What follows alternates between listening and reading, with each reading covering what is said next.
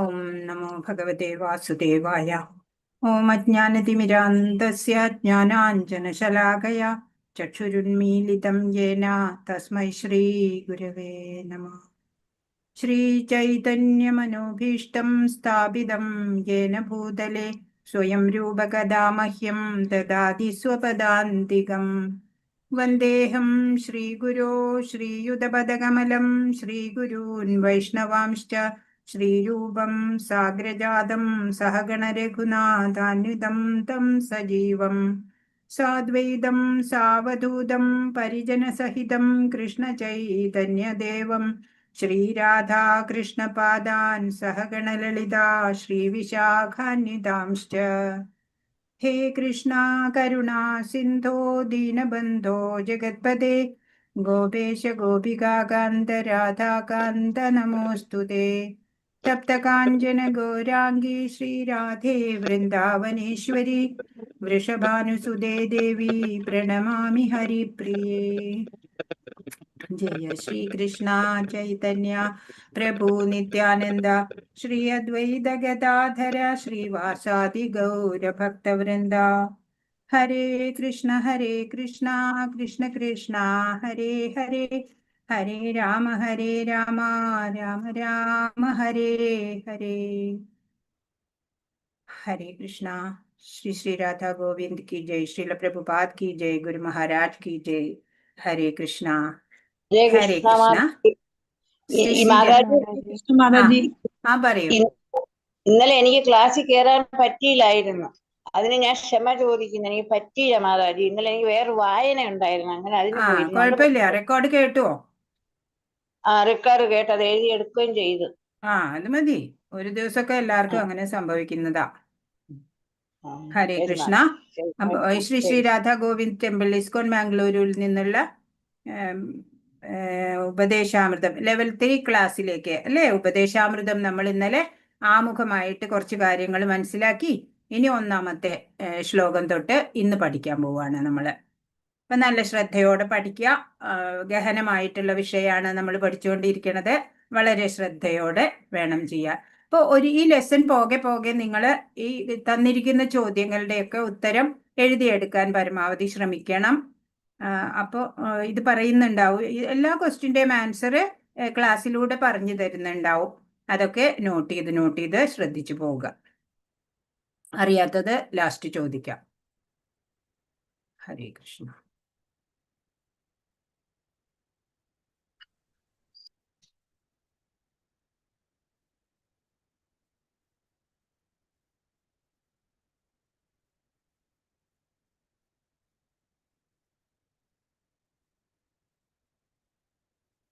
ഹരേ കൃഷ്ണ. ശ്രീല രൂപഗോസ്വാമിയുടെ, അപ്പൊ ഇന്നലെ നമ്മൾ പഠിച്ചു അല്ലെ, രൂപഗോസ്വാമിയുടെ ആ പ്രണാമ മന്ത്രമാരാ ഒന്ന് ചൊല്ലൂ.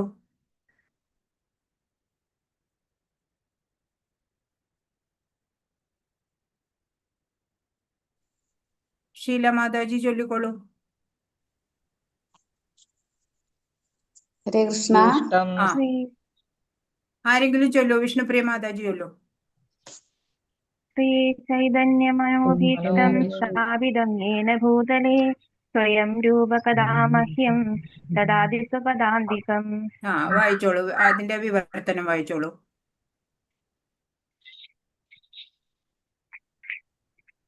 ചൈതന്യ പ്രഭുവിന്റെ ആഗ്രഹം നിറവേറ്റാനുള്ള ദൗത്യം ഈ ഭൗതിക ലോകത്തിൽ സ്ഥാപിച്ച ശ്രീലരൂപ ഗോസ്വാമി പ്രഭുപാദർ താമരയുടെ കാൽക്കീഴിൽ എനിക്ക് അഭയം നൽകുന്നത് എപ്പോഴാണ്? അതെ. ഹരേ കൃഷ്ണ. അപ്പൊ അത് നമ്മൾ പഠിക്കേണ്ടതാണ്. പിന്നെ 6 ഗോസ്വാമിമാരുടെ പേരുകളൊക്കെ നിങ്ങൾ പഠിച്ചു കാണും അല്ലേ? അതൊക്കെ പോകെ പഠിക്കണം. അപ്പൊ നമ്മൾ 11 ശ്ലോകങ്ങളാണ് ഈ പുസ്തകത്തിലുള്ളത്. ഉപദേശാമൃതം എന്നുള്ളത് 11 ശ്ലോകങ്ങൾ അടങ്ങുന്നതാണ്. 1 മുതൽ 7 വരെയുള്ള ശ്ലോകങ്ങളിൽ പറയുന്നത് വൈദി സാധനാ ഭക്തിയെ കുറിച്ച്. 8ാമത്തെ ശ്ലോകത്തില് രാഗാനുഗ സാധനാ ഭക്തിയെ കുറിച്ച് പറയും. 9 മുതൽ 11 വരെയുള്ള ശ്ലോകങ്ങളിലെ ഭാവഭക്തിയാണ് പറയുന്നത്. അപ്പൊ ഒന്നാമത്തെ ശ്ലോകത്തിലേക്ക് നമ്മൾ പോവാ. ശ്രീരൂപ ഗോസ്വാമിക്ക് ജയ്. ഹരേ കൃഷ്ണ. വാചോ വേഗം മനസ ക്രോധവേഗം ജിഹ്വാ വേഗമുദരോപസ്ഥവേഗം ഏതാൻ വേഗാൻ യോ വിഷഹേത ധീരഃ സർവാമഭീമാം പൃഥിവീം സശിഷ്യാത്. വാചോ വേഗം മനസഃ ക്രോധവേഗം ജിഹ്വാ വേഗമുദരോപസ്ഥവേഗം ഏതാൻ വേഗാൻ യോ വിഷഹേത ധീരഃ സർവാമഭീമാം പൃഥിവീം സശിഷ്യാത്. ഇപ്പൊ ഈ ശ്ലോകത്തില് വേഗം വേഗം എന്ന് കുറെ സ്ഥലത്ത് കാണുന്നുണ്ട്. എന്താണ് ഈ വേഗം എന്ന് വെച്ചാല്? ത്വര, ആഗ്രഹം, അങ്ങനെയുള്ള വാസനകള്, അങ്ങനെയൊക്കെയാണ് അതിന്റെ ഒരു അർത്ഥം വരിക. വേഗം എന്ന് പറഞ്ഞാൽ അത്യാഗ്രഹം ഉണ്ടാവുക. വേഗം എന്നുള്ളത് കൊണ്ട് ഇവിടെ അതാണ്. അപ്പൊ വാചോ വേഗം, വാചോ വാക്ക് അല്ലെ, മലയാളത്തുമായിട്ട് ബന്ധപ്പെട്ട സംസ്കൃതം തന്നെയാണ് അല്ലെ. വാക്കുകൾക്ക് ഉള്ള ആഗ്രഹം, നിയന്ത്രിക്കേണ്ട കാര്യങ്ങൾ 6 നിയന്ത്രിക്കണം നമ്മൾ. അതിനെ കുറിച്ചാണ് ഈ ശ്ലോകം പറഞ്ഞു തരുന്നത്. വാക്കുകൾ നിയന്ത്രിക്കുക, മനസ്സിനെ നിയന്ത്രിക്കണം. നമ്മൾക്ക് മുമ്പും അറിയാം. ക്രോധവേഗം, കോപം ഉണ്ടാവരുത് അല്ലെ. ജിഹ്വ എന്ന് പറഞ്ഞാൽ നാവാണ്, നാവിനെ നിയന്ത്രിക്കണം. അതുപോലെ ഉദര വേഗം, വയറിന്റെ ത്വര അത് കുറയ്ക്കണം. ഉപസ്ഥം എന്ന് പറഞ്ഞാൽ ഉൽപാദനേന്ദ്രിയം, അതിന്റെ വേഗം, അതിന്റെ ത്വര. ഇത് അങ്ങനെ 6 ആ നിയന്ത്രണമാണ് നമുക്ക് വേണ്ടത്. അങ്ങനെയുള്ള ഒരാള് എന്താണ് ചെയ്യുക? സംസാരിക്കുന്നതിനുള്ള ആ ത്വര പരിഭാഷ പറയുന്നുണ്ട്. ത്വരയെയും മനസ്സിന്റെ വിവിധ അഭിലാഷങ്ങളെയും കോപത്തിന്റെ പ്രവർത്തനങ്ങളെയും നാവിന്റെ ത്വരകളെയും ഷഡ്രസങ്ങള് എന്നാ പറയാ അല്ലെ. എന്തൊക്കെയാ ഷഡ്രസങ്ങള്? നമ്മളിപ്പോ ഉപയോഗിച്ചുകൊണ്ടിരിക്കുന്നത് തന്നെ അല്ലെ. മധുരം, കയ്പ്, ഉപ്പ്, പുളി, ചവർപ്പ്, പിന്നെന്താ, പിന്നെ ഒരെണ്ണം കൂടി ഉണ്ട് അല്ലേ. ഏതാ? എരിവ് പറയാൻ. അതന്നെ, എരിവ്. അങ്ങനെ 6 രസങ്ങള്, ഷഡ്രസങ്ങള്, അനുഭവിക്കുന്നതിനുള്ള ത്വരകള്. അത് ഉദരത്തിന്റെയും ഉൽപാദനേന്ദ്രിയത്തിന്റെയും ത്വരകളെയും സഹിക്കാൻ കഴിവുള്ളവൻ ധീരനാണ്. ധീരൻ എന്നാ പറയണത് അല്ലേ. വിഷഹേദ ധീര എന്നാ പറഞ്ഞേക്കണേ. ആ ആൾക്കോ, അങ്ങനെയുള്ള ആൾക്ക് ലോകം മുഴുവനും ശിഷ്യരുണ്ടാക്കുന്നതിനുള്ള അർഹതയുണ്ട്. അപ്പൊ ഒരു ആചാര്യന്റെ ഗുണങ്ങളാ ഇവിടെ പറയണേ. ഒരു ആചാര്യനാവാൻ അല്ലെങ്കിൽ ഒരു ഗുരു ആവാനുള്ള ഗുരുവിന് ഇതൊക്കെ നിയന്ത്രിക്കാൻ കഴിവുള്ള ആളായിരിക്കണം. അങ്ങനെ നിയന്ത്രണത്തിലുള്ള ആള് ധീരനാണ്. ആ ആൾക്ക് ലോകത്ത് മുഴുവനും ശിഷ്യന്മാരെ ഉണ്ടാക്കാൻ അർഹതയുമുണ്ട് എന്നാണ് ഈ ശ്ലോകത്തിലൂടെ പറഞ്ഞു തരുന്നത്.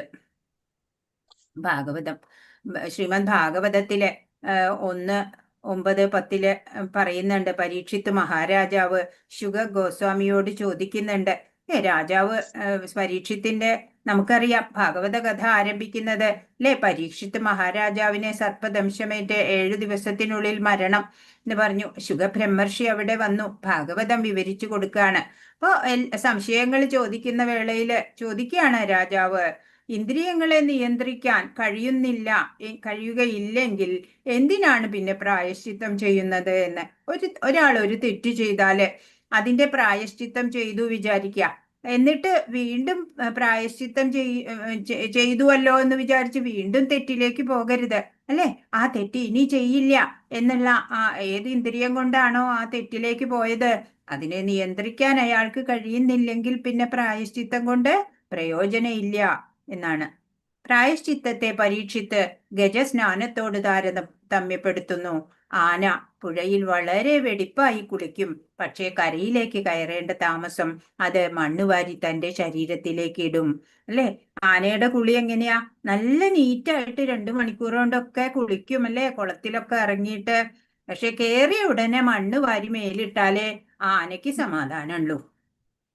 അപ്പോ ഇന്ദ്രിയങ്ങളെ നിയന്ത്രിക്കാൻ കഴിയില്ലെങ്കിൽ പിന്നെ എന്തിനാണ് പ്രായശ്ചിത്തം ചെയ്യുന്നത് എന്ന് ഒരു ഉദാഹരണം പറയുകയാണെന്നുണ്ടെങ്കിൽ, കള്ളൻ അറിയാം അല്ലെ, കട്ട് കഴിഞ്ഞാല് മോഷണം കഴിഞ്ഞാൽ എനിക്ക് ശിക്ഷ കിട്ടും എന്നറിയാം. അതെങ്ങനെയാ അറിയണത്? വേറൊരു കള്ളനെ പിടിച്ചു കൊണ്ടുപോണത് നേരിട്ട് കണ്ടിട്ടുണ്ട്. എന്നാലും ആ മോഷണം തുടരുക തന്നെ ചെയ്യും, അല്ലെ? മാറ്റാൻ പറ്റണില്ല.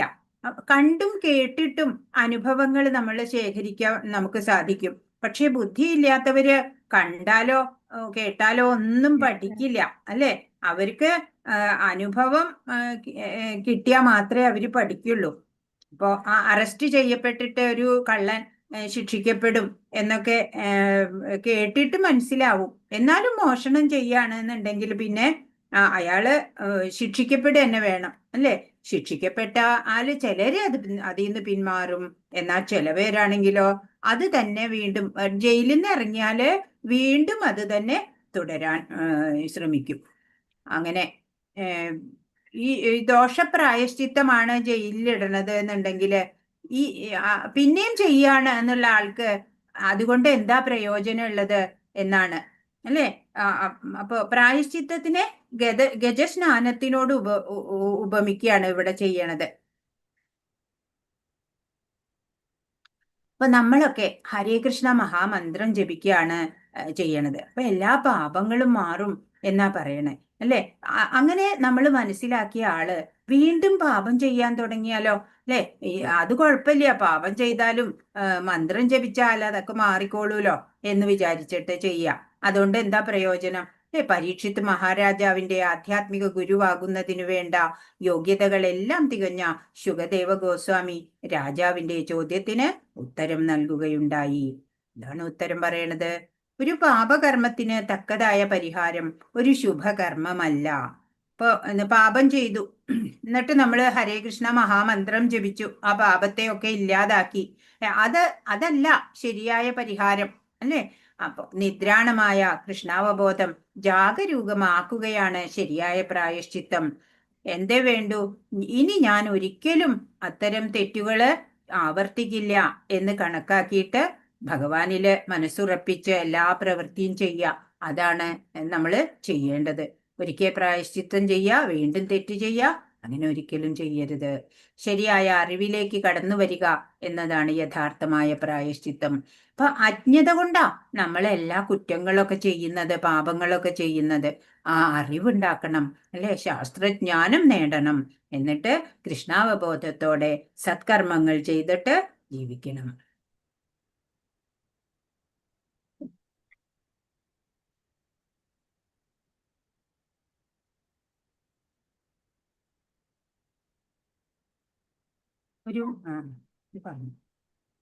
ഹരേ കൃഷ്ണ മഹാമന്ത്രം കാര്യമായി ജപിക്കുകയും സർവപാപങ്ങളെയും നശിപ്പിക്കുമെന്ന് വിചാരിച്ച് അവിഹിതങ്ങളായ ഒട്ടുവളരെ സംഗതികൾ പ്രവർത്തിക്കുകയും ചെയ്യുന്ന സാധകന്മാർ എത്രയോ ഉണ്ട്.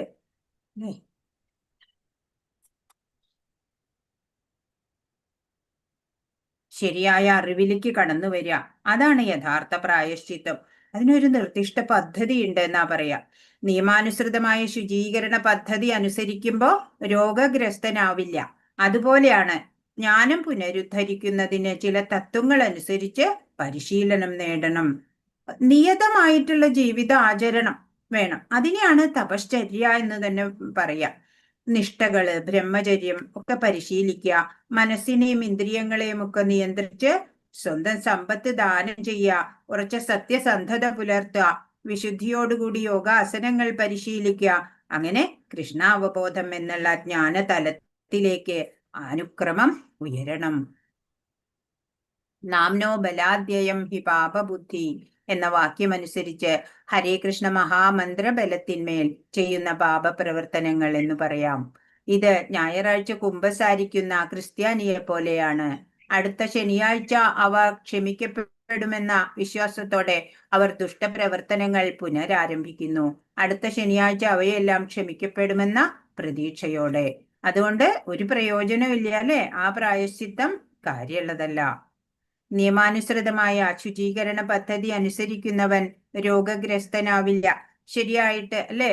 ചിട്ടയായിട്ട് ബാഹ്യ ശുചിത്വമൊക്കെ പാലിച്ചുകൊണ്ട് ചിട്ടയോടെ ജീവിക്കുന്നവര് അധികം രോഗങ്ങളൊന്നും അവർക്ക് വരില്ല. തന്റെ ജ്ഞാനം പുനരുദ്ധീകരിക്കുന്നതിന് ചില തത്വങ്ങൾ അനുസരിച്ച് മനുഷ്യൻ പരിശീലനം നേടണം. അല്ലെ, തപശ്ചര്യയോടെ ജീവിക്കണം. അങ്ങനെ നിയതമായ ജീവിത ആചരണത്തെയാണ് തപശ്ചര്യ എന്ന് പറയുന്നത്. നമ്മുടെ ശ്രീല പ്രഭുപാദര് നമുക്ക് അത് ഒക്കെ ഉണ്ടാക്കി തന്നിട്ടുണ്ട്, പ്ലാൻ ചെയ്ത് പറഞ്ഞു തന്നിട്ടുണ്ട് അല്ലെ. അതേപോലെ നമ്മൾ ആ നിർദ്ദേശങ്ങൾ അനുസരിച്ച് ജീവിക്കേ വേണ്ടൂ. നിഷ്ഠകള്, ബ്രഹ്മചര്യം പരിശീലിക്കുക, മനസ്സിനെയും ഇന്ദ്രിയങ്ങളെ നിയന്ത്രിച്ച് സ്വത്തും സമ്പത്തും ഒക്കെ ആവശ്യത്തിന് ദാനം ചെയ്യുക, ഉറച്ച സത്യസന്ധത പുലർത്തുക, വിശുദ്ധിയോട് കൂടിയിട്ട് യോഗാസനങ്ങൾ പരിശീലിക്കുക. അങ്ങനെ കൃഷ്ണാവബോധം എന്നുള്ള ജ്ഞാനത്തിലേക്ക് അനുക്രമമുയർന്ന് എത്താൻ പറ്റും. പിന്നെ വേണ്ടത് എന്താ? ഭഗവത് ഭക്തന്റെ സമ്പർക്കം വേണം അല്ലെ. ഭക്തരുമായിട്ടുള്ള സത്സംഗം ഉണ്ടാവണം. ഭക്തന്റെ സമ്പർക്കം ലഭിക്കാനിടയായാൽ ചില നിയമങ്ങൾ മാത്രം അനുസരിച്ച് യോഗാസനാദി പരിശീലനം പോലുള്ള മനോനിയന്ത്രണ പദ്ധതി ഒഴിവാക്കാൻ പറ്റും. ഇപ്പോ എന്താ വേണ്ടേ? ഈ സത്സംഗം, അതാണ് ഏറ്റവും ബെസ്റ്റ് അല്ലെ. നമുക്ക് ആ നിഷ്ഠയോടെ ആ ഭക്തര് ചെയ്യുന്ന പോലെ അതുപോലെ നമ്മൾ അനുകരിച്ച് നമുക്ക് മുന്നേറാൻ സാധിക്കും.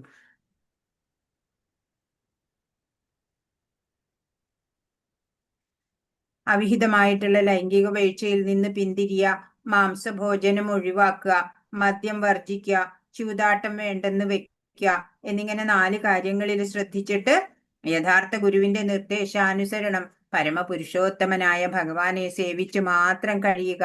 അതാണ് കൃഷ്ണാവബോധ പ്രക്രിയ. അതാണ് നമുക്ക് ശ്രീല പ്രഭുപാദ് പറഞ്ഞു തന്നിട്ടുള്ളത്. ശ്രീല രൂപ ഗോസ്വാമി ഈ സരള മാർഗമാണ് ഇവിടെ നമുക്കായി ശുപാർശ ചെയ്തിരിക്കുന്നത്. അപ്പൊ ആദ്യം നമ്മൾ എന്താ ചെയ്യണ്ടേ? നമ്മൾക്ക് ഈ ഭാഷണത്തിന്റെ ത്വര ഉണ്ട്, അത് നിയന്ത്രിക്കണം. അവിഹിതമായ ലൈംഗിക വീഴ്ചയിൽ നിന്ന് പിന്തിരിയുക. 4 റെഗുലേറ്റീവ് പ്രിൻസിപ്പിൾസ് നമ്മൾ പറഞ്ഞു അല്ലെ. ഭഗവാനെ മാത്രം സേവിച്ചു കഴിയുക, അതാണ് കൃഷ്ണാവബോധ പ്രക്രിയ. ശ്രീല രൂപ ഗോസ്വാമി ഈ സരള മാർഗമാണ് നമുക്കായി ശുപാർശ ചെയ്യുന്നത്. ആദ്യം ഒരാൾ ചെയ്യേണ്ടത് എന്താ? ഭാഷണ ശക്തിയെ നിയന്ത്രിക്കുക. സ്വയം അടിച്ചേൽപ്പിക്കുന്ന മൗനം, ഞാൻ ഇനി കുറച്ചു സമയത്തേക്ക് മിണ്ടുകയില്ല എന്ന് പറഞ്ഞിട്ടിരുന്ന അതല്ലാതെ യാന്ത്രികമായി പോവും. അങ്ങനെയുള്ള ഭാഷണ നിയന്ത്രണം അല്ല വേണ്ടത്. ഭാഷണ നിയന്ത്രണം കൃഷ്ണകഥാകഥനമാണ് വേണ്ടത്. ജൽപ്പനങ്ങൾ വേണ്ട അല്ലെ. വെറുതെ നിരർത്ഥകമായിട്ട് ഒന്നും ഇങ്ങനെ സംസാരിക്കണ്ട. അതാണ് മൗനം കൊണ്ട് ഉദ്ദേശിക്കുന്നത്. ഭഗവാന്റെ കഥകള് പറയാ, ഭഗവാന്റെ നാമം, രൂപം, മംഗളകരമായിട്ടുള്ള കാര്യങ്ങള്, ഗുണലീലകള് എന്നിവയൊക്കെ നാവിന് ഭാഷണ വിഷയമാക്കാം. അതൊക്കെ നമുക്ക് പരസ്പരം പറയാം, എല്ലാവരോടും പറഞ്ഞു നടക്കാം. അല്ലാതെ നിരർത്ഥകതയില് ഈ തവളകളെ കണ്ടിട്ടുണ്ട്. പോക്രം എന്ന് പറഞ്ഞ് ഇങ്ങനെ തവള ഇങ്ങനെ എപ്പോഴും പറഞ്ഞുകൊണ്ടിരിക്കും അല്ലെ. അതുകൊണ്ട് ഒരു പ്രയോജനം ഇല്ല. മാത്രല്ല അപകടം വിളിച്ചു വരുത്തുക അല്ലെ. പാമ്പിനെ വിളിച്ചു വരുത്തും. അങ്ങനെ പാമ്പ് വന്ന് അതിനെ വിഴുങ്ങിക്കൊണ്ടു പോകും. അപ്പോ അതുപോലെയാണ് നമ്മളും അനാവശ്യ സംഭാഷണം ഇങ്ങനെ നടത്തുന്ന വഴി മൃത്യുവിനെ ക്ഷണിക്കലായിരിക്കും. അങ്ങനെ നമ്മൾ ചെയ്യൂ. ഭഗവാന്റെ കാര്യങ്ങള്, നമുക്ക് കൃഷ്ണ കഥകള്, നാമം, കീർത്തനങ്ങള്, കഥകള്, ഇതൊക്കെ നമ്മൾ പറയാൻ ശ്രമിക്കുക. കൃഷ്ണൻ സൂര്യനെ പോലെയാണ്. മായ അന്ധകാരം പോലെയും. സൂര്യനുള്ളപ്പോൾ അന്ധകാരത്തിന്റെ പ്രശ്നം ഉദിക്കുന്നില്ല. രാവിലെ സൂര്യരശ്മികൾ വരാൻ തുടങ്ങുമ്പോ ഇരുട്ട് മാറി അല്ലെ, വെളിച്ചം വന്നു, പകല് ആയി. അതുപോലെ തന്നെയാണ് ഈ മായ. കൃഷ്ണൻ സൂര്യനെ പോലെയാണ്. ഭഗവാനെ കിട്ടിയാൽ പിന്നെ നമ്മൾക്ക് മായയെ അതിജീവിക്കാം. ഈ മായ കൊണ്ടാണ് മായാബദ്ധരായിട്ടാണ് നമ്മൾ ഇങ്ങനെ ഈ ഭൗതികതയിൽ ആസക്തരായി പോകുന്നത്. അപ്പൊ അതൊക്കെ നമുക്ക് ഭഗവാനെ സൂര്യനായിട്ട് കണക്കാക്കുക. മായ അന്ധകാരാണ്. അപ്പൊ മായയൊക്കെ നീങ്ങിയാൽ നമുക്ക് ഭഗവാനെ കിട്ടും. അപ്പൊ വാക്കിനെ നിയന്ത്രിക്കണം അല്ലെ. അത് ഒരു ഭക്തനാവണം, അല്ലെങ്കിൽ ഒരു ആചാര്യൻ ഗുരുവിന്റെ ആ സ്റ്റാറ്റസിലേക്ക് ഉയരണം എന്നുണ്ടെങ്കിൽ നമ്മൾ ഭാഷണത്തില് ത്വര വേണം. അതേപോലെ കോപത്തെ നിയന്ത്രിക്കണം. തന്നോട് കാണിക്കുന്ന എല്ലാ നിന്ദകളെയും സഹിക്കുവാൻ ഒരാൾ തയ്യാറായിരിക്കണം. അപ്പൊ നമ്മളെ ഒരാൾ കുറ്റം പറഞ്ഞു വിചാരിക്കുക, അങ്ങനെയുള്ള ദേഷ്യപ്പെടാനൊന്നും അവരോട് നിൽക്കണ്ട അല്ലെ. അതൊക്കെ സഹിക്കുക. എന്നാലോ കൃഷ്ണനോ കൃഷ്ണഭക്തന്മാരോ നിന്ദിക്കപ്പെടുകയാണെങ്കിലോ ഒരു യഥാർത്ഥ ഭക്തൻ ക്രോധാവിഷ്ടനാവും. കൃഷ്ണൻ ഭഗവാനെ പറ്റിയിട്ട് വേണ്ടാത്തതൊക്കെ പറയാ അല്ലെ, ഭഗവാനെ കുറിച്ചോ ഭക്തരെ കുറിച്ചോ മോശമായി പറയുന്നവരെ കഠോര ശബ്ദത്തില് പറയാം. അത് നമ്മൾ ക്ഷമിക്കേണ്ട കാര്യമില്ല. അങ്ങനെ കോപം ത്തിനെ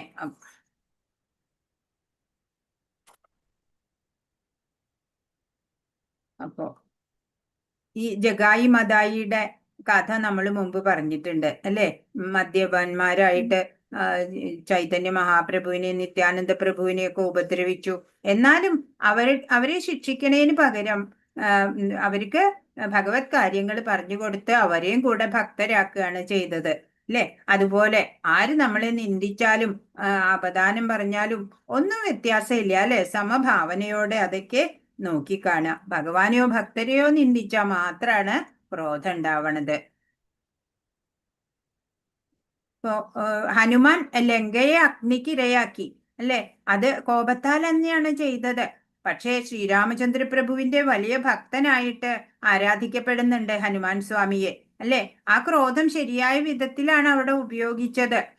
അതുപോലെ അർജുനനാണ് മറ്റൊരു ദൃഷ്ടാന്തം. യുദ്ധത്തിന് തയ്യാറായിരുന്നില്ല അർജുനൻ. എന്നാ കൃഷ്ണനോ അദ്ദേഹത്തിന്റെ ആ ക്രോധത്തിനെ ഉത്തേജിപ്പിച്ച് പറഞ്ഞു, നീ യുദ്ധം ചെയ്യണം എന്ന്. കോപമില്ലാണ്ട് യുദ്ധം ഉണ്ടാവില്ല അല്ലെ.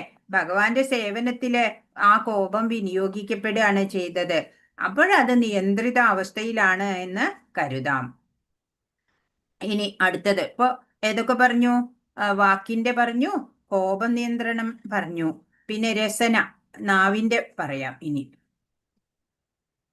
രസനയുടെ ത്വരകളെ നിയന്ത്രിക്കണം. പ്രസാദം മാത്രം ഭക്ഷിച്ച് അതിനെ നിയന്ത്രിക്കണം. പ്രസാദം മാത്രം കഴിക്കൂ എന്ന തത്വത്തിൽ ഉറച്ചു നിന്നാൽ ജിഹ്വാ നിയന്ത്രണം സാധ്യമാകും അല്ലെ. കണ്ടതും കേട്ടതും ഒന്നും കഴിക്കാതെ അല്ലെ, പ്രസാദമായിട്ട് മാത്രം ഭക്ഷണം കഴിക്കാൻ ശ്രമിക്കുക. പലതും രുചികരങ്ങളായ ഭോജ്യങ്ങളെയൊക്കെ ആഗ്രഹം ഉണ്ടാവും പലർക്കും അല്ലെ. പക്ഷെ നിയന്ത്രിക്കാനുള്ള കഴിവുണ്ടാവണം.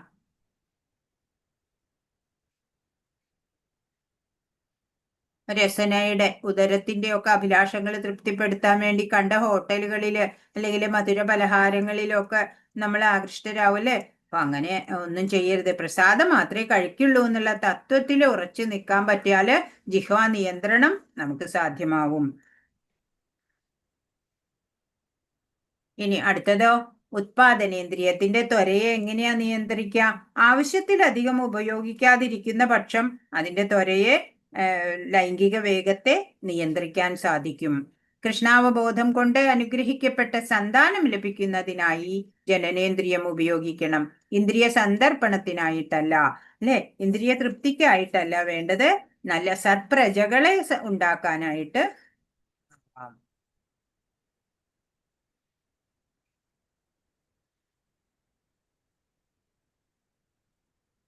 അങ്ങനെ കൃഷ്ണാവബോധ രീതിയിലുള്ള എല്ലാ നിയന്ത്രണ പദ്ധതികളില് പരിശീലനം ലഭിച്ച ഒരാൾക്ക് ഒരു ആചാര്യനായി തീരാൻ സാധിക്കും എന്നാണ് ഇവിടെ പറയുന്നത്.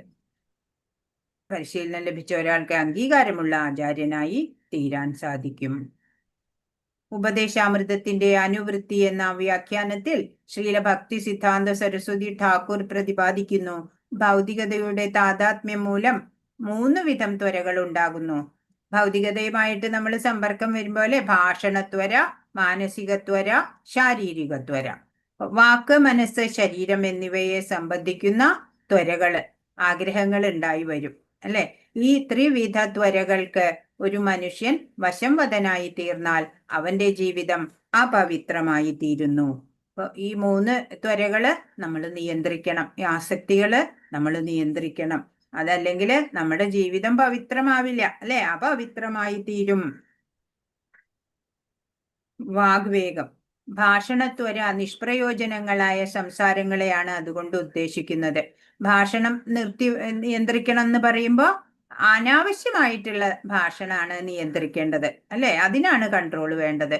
എത്രയോ ജനങ്ങൾ അബദ്ധങ്ങൾ സംസാരിക്കുന്നവരായിട്ടും നിഷ്ഫലങ്ങളായ പുസ്തകങ്ങൾ എഴുതി കൂട്ടുന്നവരായിട്ടുമുണ്ട്. ഈ പ്രവണതയെ നേരിടുന്നതിനു വേണ്ടി നാം ഭാഷണത്തെ കൃഷ്ണൻ എന്ന വിഷയത്തിലേക്ക് തിരിച്ചുവിടണം. എല്ലാ ഇന്ദ്രിയങ്ങളെയും നിയന്ത്രിക്കണമെങ്കിൽ എന്ത് വേണം? അവയെ എല്ലാം ഭഗവതോന്മുഖമാക്കണം എന്ന് ഭഗവത്ഗീതയിലും നമ്മൾ പഠിച്ചിട്ടുണ്ട്. അപ്പോ ഇത് ഭാഷണത്തിന്റെ കാര്യത്തിലും അങ്ങനെ തന്നെയാണ്. ഭാഷണത്തിനെ കൃഷ്ണൻ എന്നുള്ള വിഷയത്തിലേക്ക് എന്ത് സംസാരിക്കുമ്പോഴും കൃഷ്ണനെ കുറിച്ച് സംസാരിക്കുക, അല്ലെ? ഭഗവാന്റെ കഥകള്, കീർത്തനങ്ങള്, അല്ലെ, ലീലകള് ഒക്കെ നമുക്ക് സംസാരിക്കാം. അങ്ങനെ ആ ഭാഷണത്തെ കൃഷ്ണൻ എന്ന വിഷയത്തിലേക്ക് തിരിച്ചുവിടാൻ സാധിക്കണം.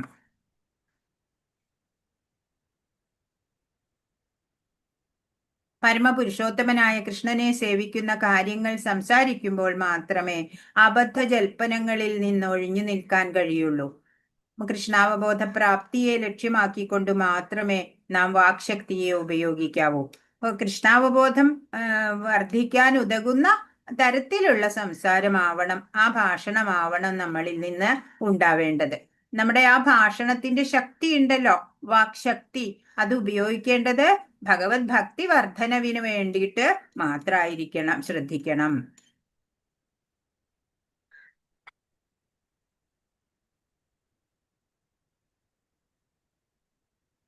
ഇവിടെ ശ്രീമദ് ഭാഗവതത്തില് പറഞ്ഞിരിക്കുന്നത് നയദ്വചിത്രപദം ഹരേർയശോ ജഗത് പവിത്രം പ്രഗൃണീത കർഹിച്ചിത് തദ്വായസം തീർത്ഥമുശന്തി മാനസ നയത്ര ഹംസ നിരമന്തി ശിക്ഷയാ.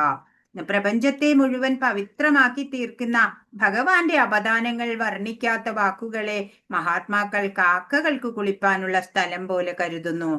ഏത് കാവ്യം ആണെങ്കിലും, അല്ലെ, മഹാഭാരതം ഏതെടുത്ത് നമ്മൾ നോക്കിയാലും ഇതിപ്പോ നാരദ മുനി വ്യാസദേവരോട് പറഞ്ഞ വാക്കുകളാണ്.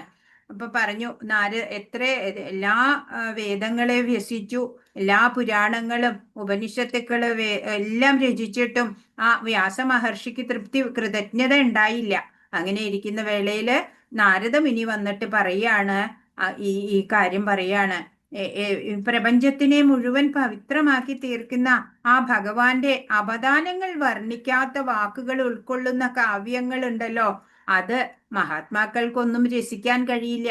അത് അവരെ സംബന്ധിച്ച് അങ്ങനെയുള്ള കാവ്യങ്ങള് കാക്കകൾക്ക് കുളിക്കാനുള്ള സ്ഥലം പോലെയുള്ളൂ. സർവഥാ പൂർണ്ണന്മാരായ മഹാന്മാര് ദിവ്യലോക നിവാസികളായ ആകയാൽ അവർക്ക് ആ വാക്കുകളിൽ നിന്ന് ഒരു ആനന്ദവും ലഭിക്കില്ല. കാക്കകൾക്ക് കുളിക്കണ സ്ഥലത്ത്, അല്ലെ, ഗംഗാ സ്നാനം, അതാ പരമപവിത്രമായത്. അത് വേണമെന്നുണ്ടെങ്കിൽ എന്ത് വേണം?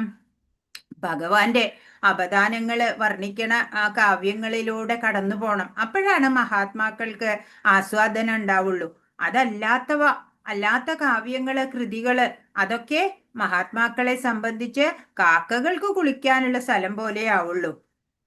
തദ്വാഗ്വിസർഗോ ജനദാഘ വിപ്ലവോ യസ്മിൻ പ്രതി ശ്ലോകമബദ്ധവത്യപി നാമാന്യനന്ദസ്യ യശോങ്കിതാനി യത് ശൃണ്വന്തി ഗായന്തി ഗൃണന്തി സാധവാ. നേരെ മറിച്ച് അനന്തനായ ഭഗവാന്റെ നാമരൂപ യശോ ലീലാദികളെ പ്രതിപാദിക്കുന്ന വർണ്ണനകൾ കൊണ്ട് നിറഞ്ഞ വാക്കുകൾ വിശിഷ്ടമായ ഒരു പ്രത്യേക സൃഷ്ടിയാണ്. ഈ വഴിതെറ്റിപ്പോയ പരിഷ്കാരത്തിൽ കുടുങ്ങിക്കഴിയുന്ന ഈ ലോകത്തിലെ അശുദ്ധ മനുഷ്യരുടെ ജീവിതത്തിൽ വിപ്ലവമുണ്ടാക്കാൻ ഉതകുന്ന വാക്കുകളാണവ.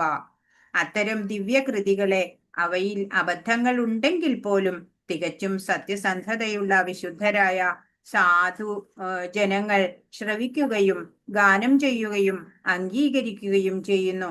അല്പസ്വല്പം തെറ്റുകുറ്റങ്ങളൊക്കെ ഉള്ളതാണെങ്കിലും ഭഗവാന്റെ അപദാനങ്ങളെ കീർത്തിക്കുന്ന വാക്കുകൾ ഉൾക്കൊള്ളുന്ന കാവ്യം അല്ലെങ്കിൽ ഒരു രചന, ഒരു കൃതി, അത് സാധുജനങ്ങള് ശ്രവിക്കും, ഗാനം ചെയ്യും, അംഗീകരിക്കുകയും ഒക്കെ ചെയ്യും. പരമപുരുഷോത്തമനായ കൃഷ്ണനെ സേവിക്കുന്ന കാര്യങ്ങൾ സംസാരിക്കുമ്പോൾ മാത്രമേ അബദ്ധ ജടിലങ്ങളായ ജൽപ്പനങ്ങളിൽ നിന്ന് നാം ഒഴിഞ്ഞു നിൽക്കുകയുള്ളൂ. കൃഷ്ണാവബോധ പ്രാപ്തിയെ ലക്ഷ്യമാക്കിക്കൊണ്ട് മാത്രമേ നമ്മുടെ വാക്ശക്തിയെ എപ്പോഴും പ്രയോഗിക്കാവൂ. അപ്പോൾ നമ്മൾ എന്ത് വേണം? നമ്മുടെ വാക്കുകള് ഒരു ശക്തി തന്നിട്ടുണ്ട്, അല്ലേ? നമുക്ക് സംസാരിക്കാൻ, ഭാഷണത്തിനുള്ള ശക്തിയുണ്ട്, നമുക്ക് തന്നിട്ടുണ്ട് ഭഗവാൻ. അതെന്തിനു ഉപയോഗിക്കണം? ഭഗവാനെ കീർത്തിക്കാൻ വേണ്ടിയിട്ട് ഉപയോഗിക്കണം. അപ്പൊ പ്രസ്താവിക്കുന്നു, ദുർബലങ്ങളായ മനസ്സിന്റെ ക്ഷോഭങ്ങളെ പറ്റി പ്രസ്താവിക്കുന്നതിനാൽ അവ രണ്ടു തരത്തിലാണ്. അവിരോധ പ്രീതിയും വിരോധയുക്ത ക്രോധവും. ഒരിക്കലും നിരോധമില്ലാത്ത, തടസ്സമില്ലാത്ത രാഗമാണ് ഒന്നാമത്തേത്. അവിരോധ പ്രീതി എന്ന് പറഞ്ഞാല് എന്താണ്? തടസ്സം ഇല്ലാത്ത, ഒരിക്കലും നിരോധിക്കാത്തതും തടസ്സമില്ലാത്തതുമായ രാഗം. നൈരാശ്യം നിമിത്തമുള്ള ക്രോധം, അതാണ് വിരോധയുക്ത ക്രോധം എന്ന് പറയണത്. മായാവാദിയുടെ തത്വചിന്തയിൽ ഒട്ടിപ്പിടിച്ച് നിൽക്കൽ, കർമ്മവാദികളുടെ മതമനുസരിച്ചുള്ള കർമ്മഫല വിശ്വാസം, ഭൗതിക അഭിലാഷ പൂർത്തിക്കായി നിർവഹിക്കപ്പെടുന്ന പരിപാടികളിൽ വിശ്വാസം, ഇവയെല്ലാം അവിരോധ പ്രീതിയിൽ വരുന്നു. വിരോധയുക്ത ക്രോധം എന്ന് പറഞ്ഞാൽ നൈരാശ്യം നിമിത്തമുള്ള ക്രോധം. ഭൗതികതയിൽ ജീവിക്കുന്നവർക്ക് ഉണ്ടാവണതാണത്.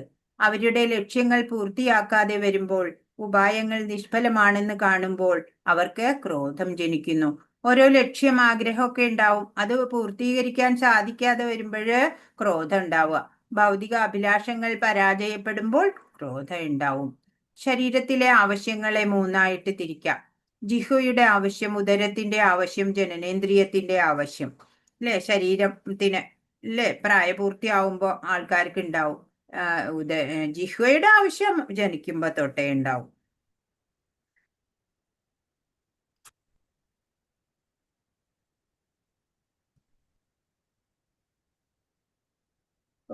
ജിഹ്വയും ഉദരവും ഉത്പാദനേന്ദ്രിയവും ഒരു നേർവരയിലാണ് ശരീരത്തിൽ സ്ഥിതി ചെയ്യണത്, അല്ലെ? അതുകൊണ്ട് തന്നെ അവ ഒരേ വകുപ്പിൽ പെടും എന്നാണ് ചൈതന്യ മഹാപ്രഭു പറഞ്ഞിട്ടുണ്ട്. ഭാലനാഖായിബേ ആരഭാല നാ പാരിബേ എന്ന്.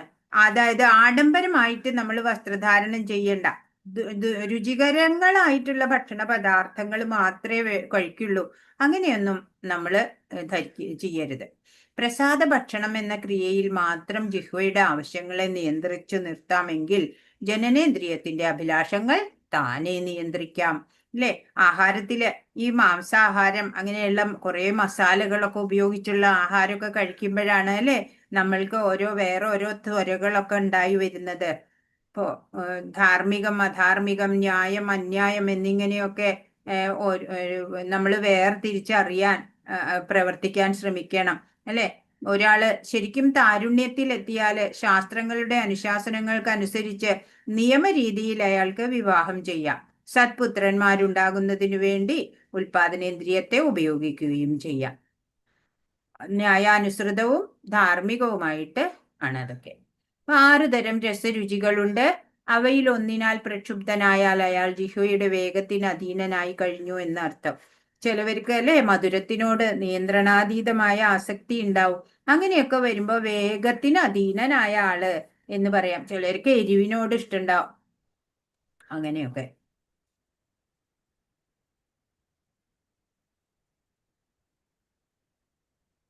ചിലർ ഇറച്ചി, മത്സ്യം, ഞണ്ട്, മുട്ട, ശുക്ലശോണിതോൽപ്പന്നങ്ങളായ മറ്റു വസ്തുക്കൾ നിർജീവ ശരീര രൂപത്തിൽ ഭക്ഷിക്കുവാൻ താല്പര്യമുള്ളവരായിരിക്കും. മറ്റു ചിലർ പച്ചക്കറികൾ, വള്ളികൾ, ഗോരസങ്ങൾ മുതലായവ ഭക്ഷിക്കുന്നതിൽ തൽപരന്മാരായിരിക്കും. പക്ഷെ 2 കൂട്ടരുടെയും ലക്ഷ്യം ജിഹ്വാ സന്ദർപ്പണമാണ്, അല്ലെ? രുചിക്ക് വേണ്ടിയിട്ടാണ് പലതരത്തിലുള്ള ആഹാരങ്ങള് ആൾക്കാരെ ആഗ്രഹിക്കണത്. പച്ചക്കറി, ധാന്യം, ഗോരസം, ജല ഇവ ഭഗവാന് നിവേദിച്ച് പ്രസാദമായി കഴിക്കാവുന്നതാണ്. നല്ല രുചിയാണെന്ന് വിചാരിച്ച് പ്രസാദം അധികം കഴിച്ച് അയാൾ ജിഹ്വാപ്രീതിക്ക് അടിമയായി തീരും. പ്രസാദമാണെങ്കിലും അല്ലെ പായസമൊക്കെ ഒരുപാട് ഒന്നും കഴിക്കണ്ട, അല്ലെ? പ്രസാദം മിനിമം ആവശ്യത്തിന് മാത്രം എല്ലാം കഴിക്കുക. അതും ഈ ജിഹ്വാ നിയന്ത്രണത്തിൽ തന്നെ വരും.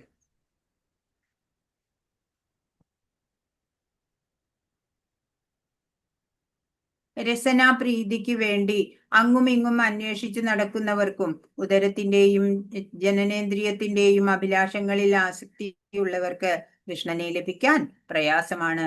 ഇപ്പൊ നാവിന്റെ രുചി കൺട്രോൾ ചെയ്യാൻ പറ്റണം, അല്ലെ? അതുപോലെ ഉപസ്ഥത്തിന്റെ ത്വര നിയന്ത്രിക്കാൻ പറ്റണം. അങ്ങനെ ഉള്ളവർക്ക് ഭഗവാനെ ലഭിക്കുള്ളൂ. അല്ലാത്ത ആൾക്കാർക്ക് ഭഗവാനെ ഒരിക്കലും ലഭിക്കില്ല. ഭക്തിയിൽ ഉയരാൻ അവർക്ക് സാധിക്കില്ല. ചൈതന്യ മഹാപ്രഭു പറഞ്ഞത് അല്ലെ, ആഡംബരമായിട്ട് വസ്ത്രധാരണം ചെയ്യേണ്ട, രുചികരങ്ങളായ ഭക്ഷണ പദാർത്ഥങ്ങൾ മാത്രമേ കഴിക്കുള്ളൂ എന്ന് വേണ്ട. ജനനേന്ദ്രിയങ്ങളെ സത്പുത്രന്മാരെ ഉണ്ടാക്കുന്നതിനു വേണ്ടി ഉപയോഗിക്കാം. അല്ലാതെ ഇന്ദ്രിയ പ്രീതിക്കായി ഉപയോഗിച്ചാൽ അയാൾ മായയിൽ അകപ്പെട്ടതായി കരുതാം. ഏകാദശി, ജന്മാഷ്ടമി തുടങ്ങിയ വിശേഷ ദിവസങ്ങളിൽ ഉപവസിക്കുകയാണെങ്കിൽ ഉദരത്തിന്റെ ത്വരയെ നമുക്ക് നിയന്ത്രിക്കാം. പിന്നെന്താ പറയണേ? വാക്ക്, മനസ്സ്, ക്രോധം, ജിഹ്വ, ഉദരം, ഉത്പാദനേന്ദ്രിയം എന്നീ 6 കാര്യങ്ങളിൽ നിയന്ത്രണം സാധിച്ചിട്ടുള്ളവനെ ഗോസ്വാമി എന്ന് പറയും. ആരാണ് ഗോസ്വാമി? ഈ 6 എണ്ണത്തിനെ നിയന്ത്രിക്കാൻ സാധിച്ച ആള് ഗോസ്വാമി. ഇന്ദ്രിയങ്ങളിൽ ആധിപത്യം ഇല്ലാത്തവനാണെന്നുണ്ടെങ്കിലോ അയാളെ ഗോദാസൻ എന്നാ വിളിക്കുക, അല്ലെ? അപ്പൊ നമ്മളൊക്കെ ചിലപ്പോ ഗോദാസന്റെ ഒരു ഗ്രൂപ്പിലായിരിക്കാം വരുന്നത്.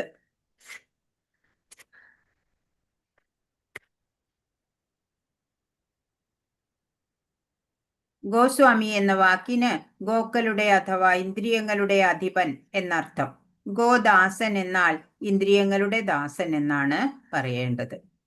ഇന്ദ്രിയ പ്രീതിക്ക് വേണ്ടി മാത്രം ലോകത്തിൽ കഴിയുന്ന ഒരാൾക്ക് സ്വപ്രയത്നം കൊണ്ടോ പ്രചോദനം കൊണ്ടോ സമ്മേളനങ്ങൾ കൊണ്ടോ കൃഷ്ണാവബോധവാനായി തീരാൻ ഒരു വഴിയുമില്ല. അപ്പൊ ഇവിടെ ഇന്ദ്രിയപ്രീതി മാത്രം ആഗ്രഹിച്ചു കഴിയുന്ന ഒരാൾക്ക് ഭക്തിയിൽ ഉയരാൻ പറ്റില്ല, കൃഷ്ണാവബോധവാനായി തീരാൻ സാധിക്കില്ല.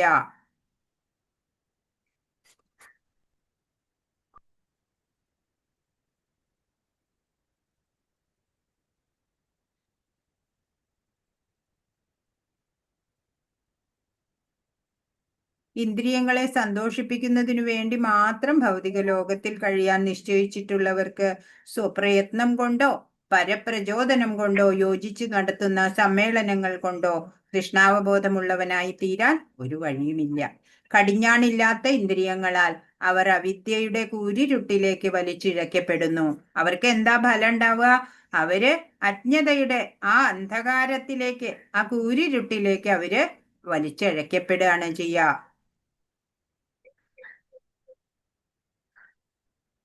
ഉപദേശാമൃതം അതിന്റെ ഉദ്ദേശം എന്താണ്?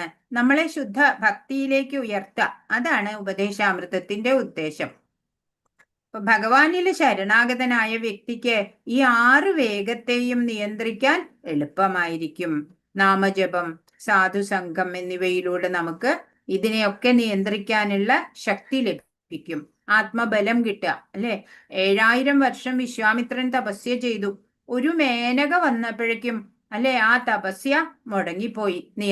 ഇത്ര വലിയ മുനിയായിട്ട് പോലും, അല്ലെ, ആ നിയന്ത്രണം സാധ്യമായില്ല എന്നുള്ളതാണ്.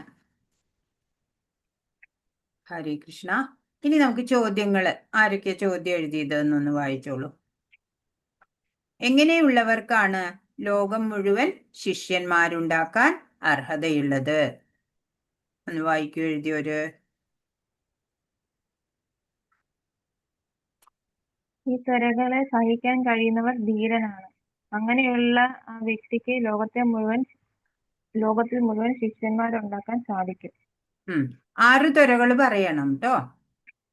വാക്കിന്റെ, മനസ്സിന്റെ, ക്രോധത്തിന്റെ, മനസ്സ്, ക്രോധം, ദേഹം, ഉദരം, ഉത്പാദനേന്ദ്രിയങ്ങൾ. അതെ, അതിന്റെ 6 എണ്ണത്തിന്റെയും ത്വരകളെ നിയന്ത്രിക്കാൻ നിയന്ത്രിക്കാൻ സാധിക്കുന്ന ആള് ധീരനുമാണ്. ലോകം മുഴുവനും ശിഷ്യന്മാരെ ഉണ്ടാക്കാൻ അർഹതയുള്ള ആളാണ്. അടുത്തത് എന്താ? പരീക്ഷിത്ത് രാജാവ് ശുകദേവ ഗോസ്വാമിയോട് പ്രായശ്ചിത്തവുമായി ബന്ധപ്പെട്ട് ചോദിച്ച ചോദ്യം എന്തായിരുന്നു? ഇന്ദ്രിയങ്ങളെ നിയന്ത്രിക്കാൻ കഴിവില്ലെങ്കിൽ പിന്നെ പ്രായശ്ചിത്തം കൊണ്ട് എന്താ പ്രയോജനം? അതെ, അതാണോ മാതാജി? അതെ, അതെ, അതന്നെയാ. പ്രായശ്ചിത്തം കൊണ്ട് എന്താണ് പ്രയോജനം? ഇന്ദ്രിയങ്ങളെ നിയന്ത്രിക്കണം, അല്ലെ? അല്ലാതെ ഒരു പ്രാവശ്യം തെറ്റ് ചെയ്യുക, പ്രായശ്ചിത്തം ചെയ്യുക, വീണ്ടും തെറ്റ് ചെയ്യുക, അങ്ങനെയല്ല വേണ്ടത്. തെറ്റുകൾ പിന്നെ ആവർത്തിക്കരുത്. പ്രായശ്ചിത്തത്തെ പരീക്ഷിത്ത് മഹാരാജാവ് എന്തിനോടാണ് താരതമ്യപ്പെടുത്തിയത്? ഗജസ്നാനത്തോട്. അതെ, ഗജസ്നാനത്തോടാണ് താരതമ്യപ്പെടുത്തിയത്. പരീക്ഷിത്ത് മഹാരാജാവിന് ശുകദേവ ഗോസ്വാമി നൽകിയ മറുപടി എന്തായിരുന്നു? ഒരു പാപകർമ്മത്തിന് തക്കതായ പരിഹാരം ഒരു ശുഭകർമ്മമല്ല. നിദ്രാണമായ കൃഷ്ണാവബോധം ശരിയായ പ്രായശ്ചിത്തമാണ്. അതെ, അപ്പൊ ഒരു ശരിയായ അറിവിലേക്ക് കടന്നു വരിക എന്നത് യഥാർത്ഥമായ പ്രായശ്ചിത്തം. ആ അതെ. അതായത് ഇപ്പൊ തെറ്റ് ചെയ്തു എന്നിട്ട് ഒരു സത്കർമ്മം ചെയ്തു, അതുകൊണ്ട് പ്രയോജനം ഇല്ല, അല്ലേ? ശരി. എല്ലാവരും നോട്ട് ചെയ്യണ്ടല്ലോ അല്ലേ? എഴുതാത്തവര് നോട്ട് ചെയ്തോളൂ പറയുമ്പോഴ്. പിന്നെ മൂന്നാമത്തെ ഒന്നുകൂടെ മൂന്നാമത്തെ ക്വസ്റ്റ്യൻ ആൻസർ ഒന്നുകൂടെ പറയണം. ഒരു പാപത്തിന് ഒന്ന് പറയൂ.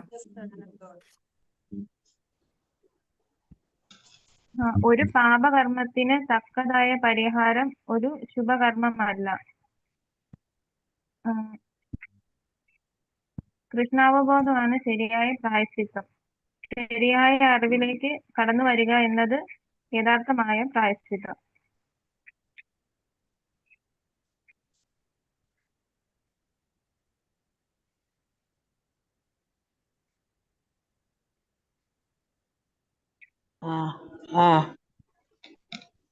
തപശ്ചര്യ എന്നാൽ എന്താണ്?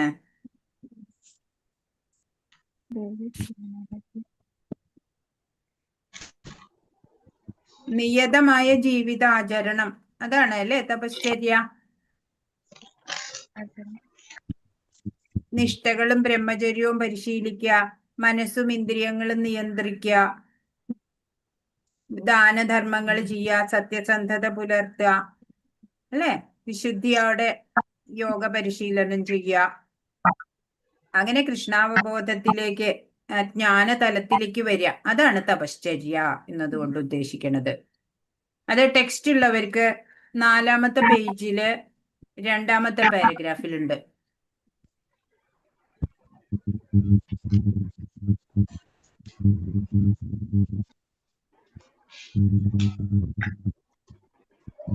നമ്മുടെ ക്ലാസ്സിലും ഉണ്ട്. ക്ലാസ്സിനെ കാണിച്ചാലും അതിലും ക്ലാസ് ഒന്നുകൂടി കണ്ടാലും അതിന്റെ ആൻസർ കിട്ടും.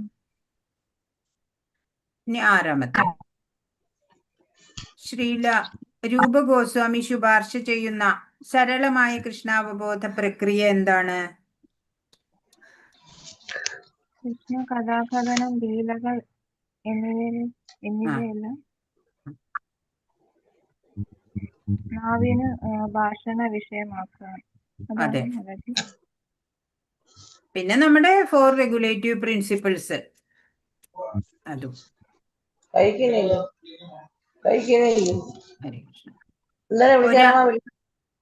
ഒരാൾ ഭാഷണ ശക്തിയെ നിയന്ത്രിക്കേണ്ടത് എങ്ങനെയാണ്?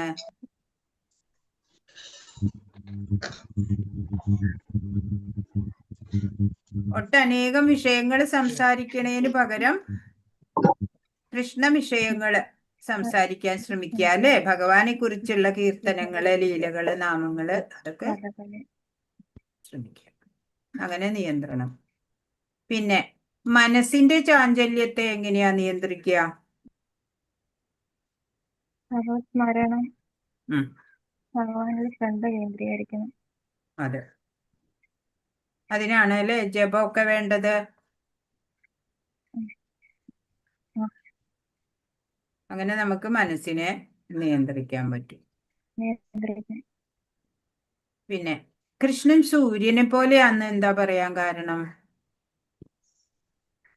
സൂര്യനുള്ളപ്പോൾ അന്ധകാരത്തിന്റെ പ്രശ്നം ഉദിക്കുന്നില്ല, അതേപോലെ മായ അന്ധകാരം കൃഷ്ണനുള്ളപ്പോൾ നീങ്ങിപ്പോകുന്നു. അതെ, മായയാകുന്ന അന്ധകാരം കൃഷ്ണനാകുന്ന സൂര്യൻ വരുമ്പോഴാണ് നീങ്ങിപ്പോകുന്നത്. കോപത്തെ എങ്ങനെയാണ് നിയന്ത്രിക്കുന്നത്? ഏത് സമയത്ത് ഒരാൾക്ക് കോപം പ്രകടിപ്പിക്കാം? തന്നോട് കാണിക്കുന്ന എല്ലാ നിന്ദകളെയും സഹിക്കാൻ കഴിഞ്ഞു. അതെ. ഭഗവാനെയോ ഭഗവത് ഭക്തനെയോ നിന്ദിക്കുകയാണെങ്കിൽ ഒരു യഥാർത്ഥത്തിന് ക്രോധം പ്രകടിപ്പിക്കാം, അല്ലെ? കഠോര ശബ്ദത്തിൽ അതിന് മറുപടി കൊടുക്കാം.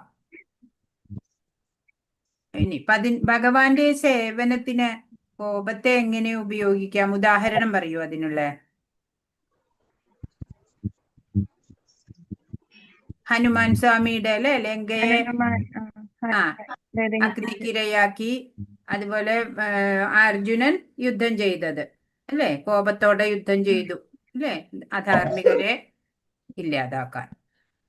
ഇനി രസനയുടെ ത്വരകളെ എങ്ങനെയാണ് നിയന്ത്രിക്കുക?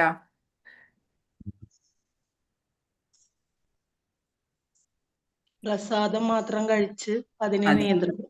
അതെ. ലളിതമായി പ്രസാദം ഭക്ഷിച്ചിട്ട് നാവിന്റെ ത്വരകൾ നിയന്ത്രിക്കണം. ഭൗതികതയുമായി താതാത്മ്യം പ്രാപിക്കുമ്പോൾ ഉണ്ടാകുന്ന 3 തരം ത്വരകൾ ഏതൊക്കെയാ? വാചികം, മാനസികം, ശാരീരികം. ഭാഷണത്വര, മാനസിക ത്വര, ശാരീരിക ത്വര. ശാരീരികം. പിന്നെ 14 അവിരോധ പ്രീതി, വിരോധയുക്ത ക്രോധം ഇവ എന്താണ്? ഒരിക്കലും ഒരിക്കലും നിരോധമല്ലാത്ത തടസ്സമില്ലാത്ത രാഗമാണ് അവിരോധ പ്രീതി. നിമിത്തം ഉണ്ടാകുന്ന ക്രോധം. അനിയന്ത്രിതമായ മറ്റേത് നിരാശയിൽ നിന്നുണ്ടാകുന്ന ക്രോധം. വിരോധയുക്ത ക്രോധം എന്ന് പറഞ്ഞാൽ ഭൗതികയിൽ നിന്നുണ്ടാകുന്നത്, നിരാശയിൽ നിന്നുണ്ടാകുന്ന ക്രോധം. അതെ, ആഗ്രഹിച്ചിട്ട് അത് നടന്നില്ലെങ്കിൽ അതൊക്കെ. ശരീരത്തിലെ 3 ആവശ്യങ്ങൾ ഏതൊക്കെ എന്നാണ് ശീലഭക്തി വിനോദ ഠാക്കൂർ പറയുന്നത്? ഉൽപാദനേന്ദ്രിയം, ജിഹ്വ ഉൽപാദനം, ഉദരം ഉൽപാദനേന്ദ്രിയം. അതെ.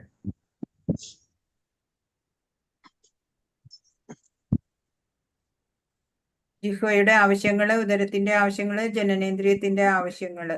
ഇതുപോലെ ആവശ്യങ്ങൾ 3ആയിട്ട് തിരിക്കാം. ഇത് നേർവരയിൽ സ്ഥിതി ചെയ്യാണ് അല്ലെ. അപ്പൊ പ്രസാദ ഭക്ഷണം എന്ന ക്രിയ കൊണ്ട് ഈ ജിഹ്വയുടെ ആവശ്യങ്ങളെ നിയന്ത്രിക്കുമ്പോൾ ഈ ഉദരത്തിന്റെയും ജനനേന്ദ്രിയത്തിന്റെയും അഭിലാഷങ്ങൾ താനെ നിയന്ത്രിക്കപ്പെടും. എങ്ങനെയുള്ളവർക്ക് കൃഷ്ണനെ ലഭിക്കാൻ പ്രയാസം? ഉദരത്തിന്റെയും ജനനേന്ദ്രിയത്തിന്റെയും ജിഹ്വയുടെയും ആസക്തി ഉള്ളവർക്ക് കൃഷ്ണനെ ലഭിക്കാൻ പ്രയാസമാണ്. അതെ. ഇന്ദ്രിയ പ്രീതിക്ക് വേണ്ടി ജനിക്കുന്നവർക്ക് കൃഷ്ണാവത്തിൽ കഴിയാൻ കഴിയില്ല. അതെ. ഉദരത്തിന്റെ ത്വരയെ എങ്ങനെയാ നിയന്ത്രിക്കുക? ഉദരത്തിന്റെ ഏകാദശി, ജന്മാഷ്ടമി തുടങ്ങിയിട്ടുള്ള വിശേഷ ദിവസങ്ങള് ഉപവസിക്കുന്ന വഴി. അതിനു വേണ്ടിയിട്ടാണ് ഈ ഉപവാസങ്ങളൊക്കെ വെച്ചിട്ടുള്ളത്. ഗോസ്വാമി, ഗോദാസൻ എന്നുള്ളത് പറയൂ. ഇന്ദ്രിയങ്ങളെ വാക്ക്, മനസ്സ്, ക്രോധം, ജിഹ്വം, ഉദരം, ഉത്പാദനേന്ദ്രിയങ്ങൾ എന്നിവയെ നിയന്ത്രിക്കുന്ന വ്യക്തി. ഗോസ്വാമി. ഇന്ദ്രിയങ്ങളിലൊക്കെ നിയന്ത്രണമുള്ള ആള് ഗോസ്വാമി. ഗോദാസൻ എന്ന് പറഞ്ഞാൽ ഇന്ദ്രിയ നിയന്ത്രണം ഇല്ലാത്ത വ്യക്തികൾ. അതെ. അതെ. ഷഡ് ഗോസ്വാമിമാരുടെ പേര് പറയൂ. സനാതന ഗോസ്വാമി, രൂപ ഗോസ്വാമി, രഘുനാഥ ഭട്ട ഗോസ്വാമി, രഘുനാഥ ഗോസ്വാമി, ശ്രീജീവ ഗോസ്വാമി, ഗോപാല ഭട്ട ഗോസ്വാമി. അതെ. ഉപദേശാമൃതത്തിന്റെ രചയിതാവ് ആരാണ്? രൂപ ഗോസ്വാമി. ശ്രീല രൂപ ഗോസ്വാമിയാണ്.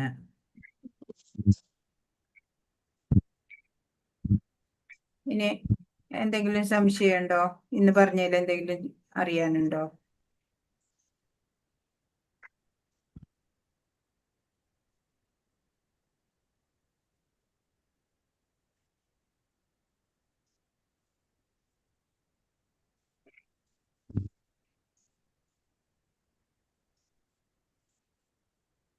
മനസ്സിലാവുന്നില്ലേ? മനസ്സിലാവുന്നുണ്ടോ?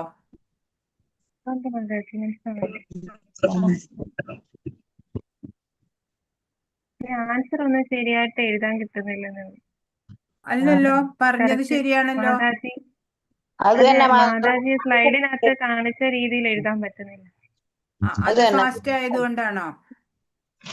അത് ശരിയാണ് മാതാജി, അങ്ങനെ എഴുതാൻ പറ്റുന്നില്ല. കറക്റ്റ്. കുറച്ച് സ്ലോ ആവണമായിരിക്കും അല്ലേ? അത് അറിയാത്ത ഒന്നും കൂടെ ക്ലാസ് കാണുമ്പോ ക്ലിയർ ആവില്ലേ? ഒന്നുകൂടെ ക്ലാസ് കണ്ട് എഴുതിക്കോളാം മാതാജി.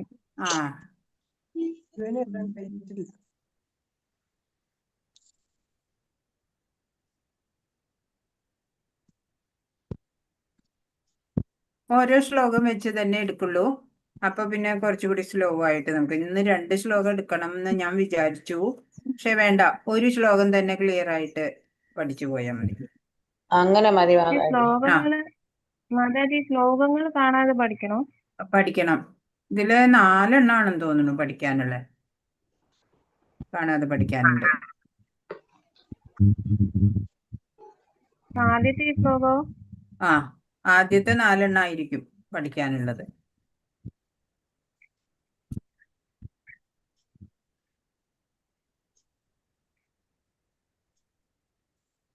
ആദ്യത്തെ 4 ശ്ലോകങ്ങൾ വളരെ ഇമ്പോർട്ടന്റ് ആയ ശ്ലോകങ്ങളാണ്. അത് പഠിച്ചു. ഓരോ ശ്ലോകം നമുക്ക് ഡീറ്റെയിൽ ആയിട്ട് പതുക്കെ സാവകാശത്തിൽ പഠിച്ചു പോവാം, അല്ലെങ്കിൽ വിഷമം. അങ്ങനെ മതി മാതാജി, എന്നാലേ മനസ്സിലാവൂ. മതി, അങ്ങനെ മതി. ക്വസ്റ്റ്യൻ ഉള്ളതുകൊണ്ട് ഈ ക്ലാസ് ഒന്നും കൂടെ നിങ്ങൾ ആവർത്തിച്ച് കേൾക്കും കൂടി ചെയ്യുമ്പോൾ ക്ലിയർ ആവും. പിന്നെ ടെക്സ്റ്റ് ഉള്ളവർ ഒന്ന് വായിക്കണം കേട്ടോ. ക്ലാസ് കഴിയുമ്പോൾ ടെക്സ്റ്റ് ഒന്ന് വായിച്ചോളൂ. ടെസ്റ്റ് കിട്ടിയില്ല മാതാജി, ഞാൻ ഗുരുവായൂർ തിരക്കിയപ്പോ ഇല്ലെന്ന് പറഞ്ഞു, തീർന്നെന്ന് പറഞ്ഞു. അതെയോ? തിരുവനന്തപുരം ഒരു മാത്രം ഇവിടെ ഈശോ ഗുരുവായൂരുണ്ടാവുന്നേ. ആ പതാക എന്ന് പറയുന്ന ഒരു അഡ്രസ് എനിക്ക് അയച്ചു തന്നായിരുന്നു മാതാജി. അപ്പൊ അവിടെ അന്വേഷണം പറഞ്ഞ് തീർന്നു പോയെന്ന് പറഞ്ഞു. അവിടെയും തീർന്നു പോയോ? അത് പഴയ ബുക്കാണ്. ഞാൻ വേറൊരാളിനോടാ കൊടുത്തയച്ചത്. ഞാൻ തിരുവനന്തപുരത്താണ്. അപ്പൊ അവര് പോയിട്ട് വന്ന് പറഞ്ഞില്ലെന്ന് പറഞ്ഞു. അതെ. ഈശോപനിഷത്ത് മാത്രം കിട്ടി. ഇസ്കോൺ സെന്ററുകളിൽ എവിടെയെങ്കിലും ആണ് കിട്ടുള്ളൂ. പുറമെയുള്ള ബുക്ക് സ്റ്റാളിലൊന്നും ഉണ്ടാവില്ല. ഈ തിരുവനന്തപുരത്ത് ഹരേകൃഷ്ണയുടെ കേന്ദ്രം പള്ളിച്ചെല്ലി കിട്ടും മാതാജി. പള്ളിച്ചെല്ലിലും കരമനയും കിട്ടും. പള്ളി കരമന എവിടെയാണ് മാതാജി? കരമന ഇസ്കോൺ ടെമ്പിൾ ഉണ്ടല്ലോ അവിടെ. ശരി ശരി മാതാജി, ഞാൻ പോയി വാങ്ങിച്ചോളാം. വേറെന്തെങ്കിലും ഉണ്ടോ?